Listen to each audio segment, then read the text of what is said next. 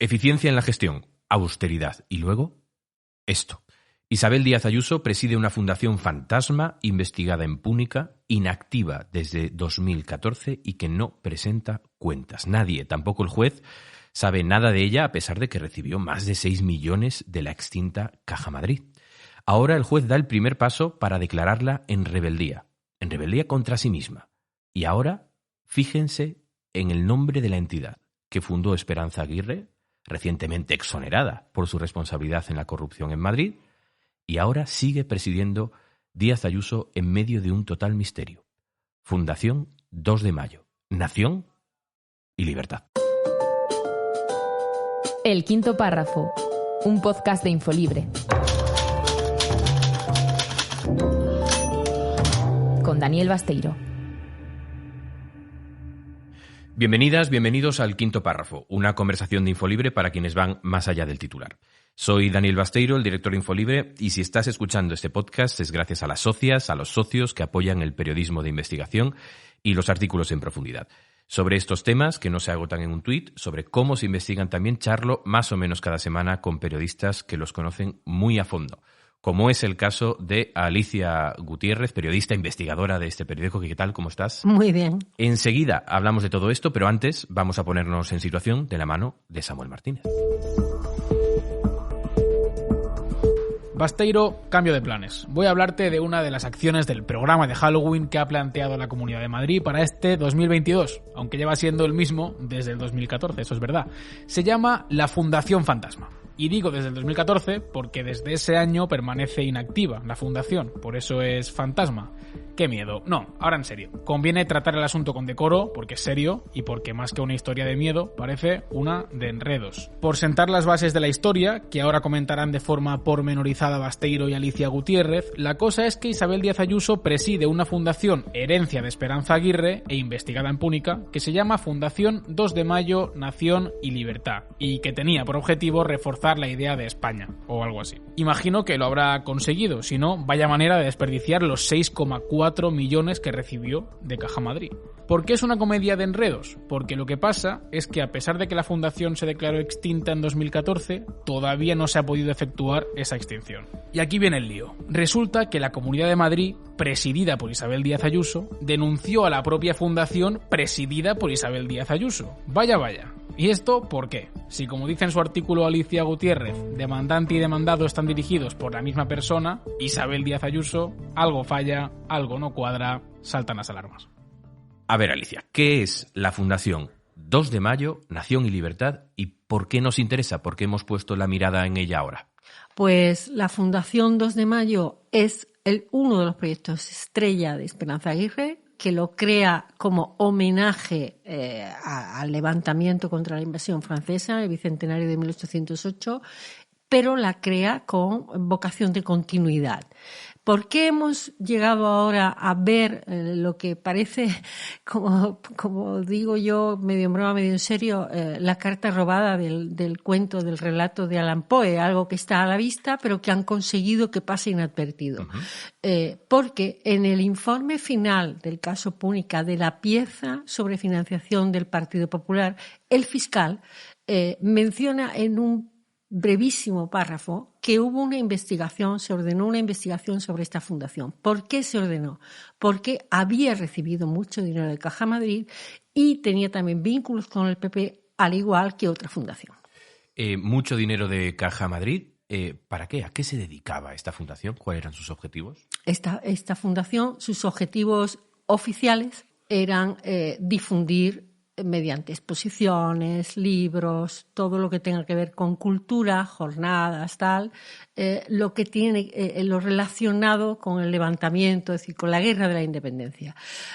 ¿Cuál era el verdadero objetivo? Que además lo admitió abiertamente Esperanza Aguirre, reforzar España, reforzar la imagen de España como nación. Es decir, Esperanza Aguirre, como todo el mundo sabe, fue una de las primeras dirigentes del Partido Popular que consiguió afianzar la idea de que la derecha tenía que hacer una bandera, enarbolar la bandera de la patria como si fuera propia y quedara excluida de ella la izquierda.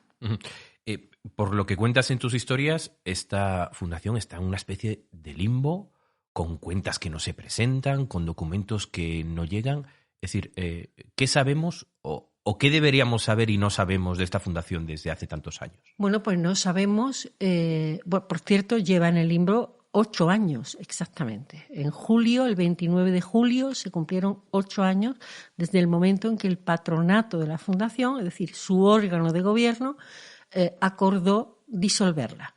¿Qué es lo que no sabemos de esta fundación? Pues no sabemos, para empezar, las cuentas que, como remarca la Cámara de Cuentas, valga la redundancia, es decir, el órgano máximo de fiscalización en la Comunidad de Madrid, dejó de presentar cuentas ya a partir de 2010. Es decir, como mínimo entre 2011 y 2014, esa fundación, que tenía actividad en ese periodo, no ha explicado en qué se ha gastado el dinero y qué ingresaba y qué pagaba. Esto es muy irregular, ¿no? No tienen las fundaciones la obligación de presentar sus cuentas, de que haya un poquito de transparencia, ¿no? De que sepamos en qué se gastan dinero, que además es público. Un poquito no, total transparencia, porque además ese dinero procedía básicamente de la Administración Autonómica. Es una fundación controlada por la Administración Autonómica. Precisamente por esa falta de transparencia es por lo que la Comunidad de Madrid, de una forma inaudita, acude a los tribunales con una demanda civil en la que la Comunidad de Madrid, presidida por Isabel Díaz Ayuso, le pide a un juez que disuelva una fundación presidida por Isabel Díaz Ayuso. Es decir, es litigar contra sí mismos. ¿Por qué? Porque si para ese cualquiera juez, que lo vea desde fuera, no tiene ningún sentido. Es bueno, decir, claro, Ayuso sí se hay un denuncia sentido. A sí misma. Sí hay un sentido, que gracias a esa vía se ahorra tener que elevar al protectorado de fundaciones, que es, traduciendo para que todo el mundo lo entienda, el organismo de control de las fundaciones, se ahorra enviarle las cuentas y las memorias anuales, que no se conocen y que no se han presentado, como recuerda la Cámara de Cuentas. En tu segunda historia sobre este caso, Alicia, nos contaste que un juez da el primer paso para declarar en rebeldía a la Fundación Fantasma que preside Ayuso.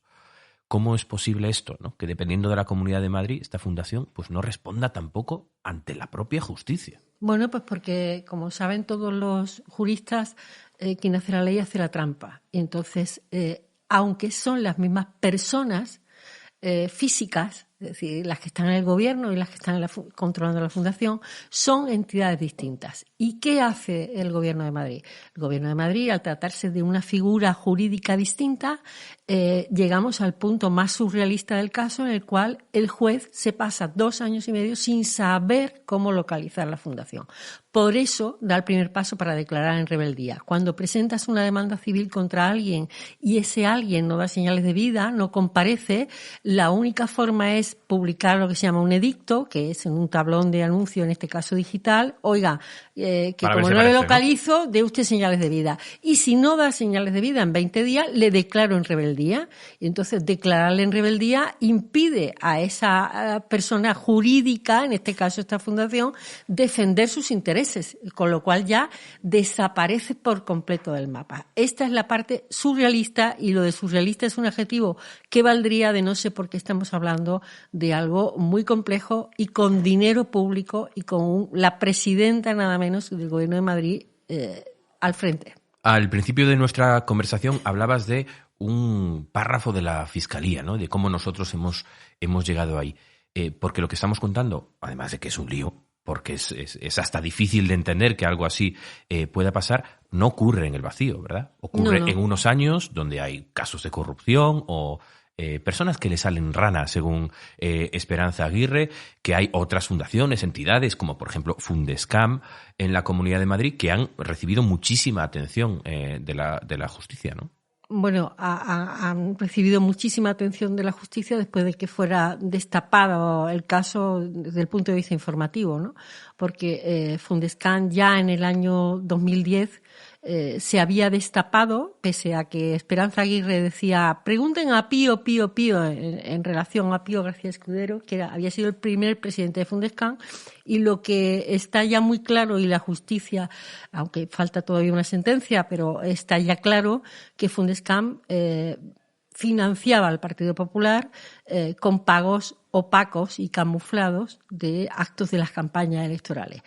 precisamente el párrafo, este mini párrafo de 5 líneas del fiscal, ese informe que ha exonerado y que ha dado pie para que el juez exonere por completo a Esperanza Aguirre en cuanto a la financiación, que dice que dado que Fundescan había recibido mucho dinero de Caja Madrid, cosa que es así, que eso es innegable, esta fundación, también vinculada al Partido Popular, recibió también dinero del Partido Popular y que había que investigar si había actuado en paralelo a Fundescan con el mismo sistema.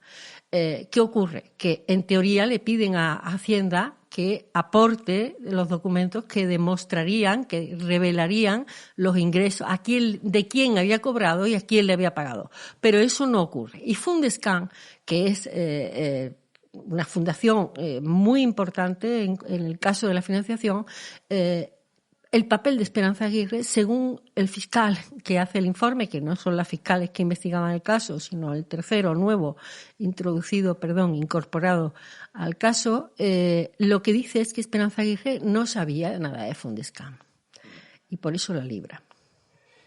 Vamos ya con los comentarios de las socias y socios de Infolibre.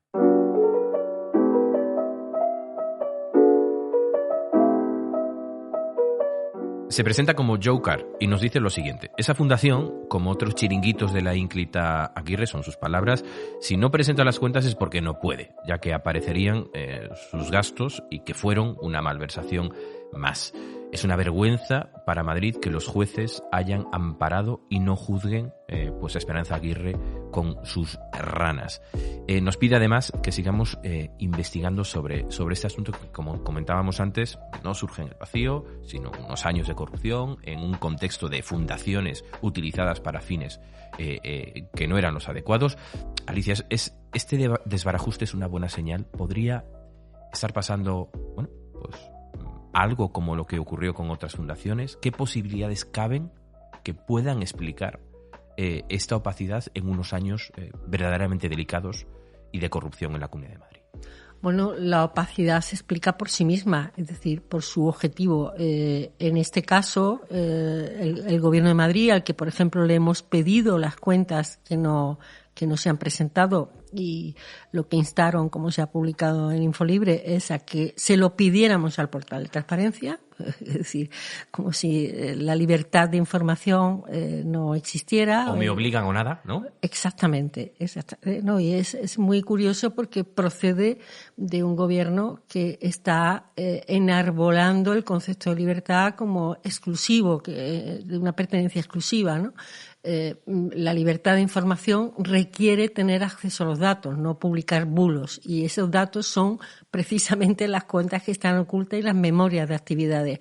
¿Qué ocurre con esto? Hombre, yo creo que el desbarajuste, a veces las casualidades se convierten en grandes hallazgos, y en este caso ha sido la casualidad de que ese párrafo está en el informe. ¿Puede esto implicar un cambio? Pues no lo sabemos. Estamos en un momento en que la negativa tajante del Partido Popular a renovar el Consejo General del Poder Judicial y el Tribunal Constitucional indica que, aunque ahora se desvíe la atención, por ejemplo, hacia la sedición, oculta la principal pregunta. La principal pregunta es ¿por qué el Partido Popular no quiere que se renueven los órganos del Poder Judicial? Y esto ocurre, bueno, pues sigue ocurriendo un mes después o menos de que, por ejemplo, el presidente del Tribunal Constitucional dijera que la mayoría de los jueces somos de derecha. ¿Que este desbarajuste puede beneficiar? Pues hay que esperar a ver qué pasa con la demanda civil y hay que esperar a ver qué hace la oposición.